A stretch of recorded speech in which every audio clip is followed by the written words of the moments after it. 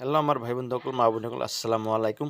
এই চাওক কুকাৰৰ এই বস্তুটো বেয়া হ'লে কুকাৰ বাৰাচ হয় আৰু কুকাৰ যে চেচাত কৰি থাকে হুইচেল নামাৰে হাতে দি উঠাই দিব লাগে কিহৰ কাৰণে এই বস্তুটো এইটো ভেণ্টুপ বুলি কয়। এই বস্তুটো বেয়া হ'লে মানে কুকাৰটো চেচাত কৰি থাকে, কষ্ট পায় কুকাৰটো, যাৰ কাৰণে কুকাৰ এইটো বেয়া হ'লে চেঞ্জ কৰিব লাগিব, নহ'লে কুকাৰ চেচাত কৰাতেই বাৰাচ হৈ যাব।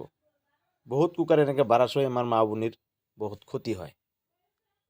মই কামটো কৰি আছোঁ, আপোনালোকে চাই থাকক। ভিডিঅ'টো ভাল লাগিলে তুমি সবাই মা ভনীসকলক কৈ আছোঁ, দয়া কৰি লাইক শ্বেয়াৰ ফ'ল' ছাবস্ক্ৰাইব কৰি দিব ৰিকুৱেষ্ট থাকিল।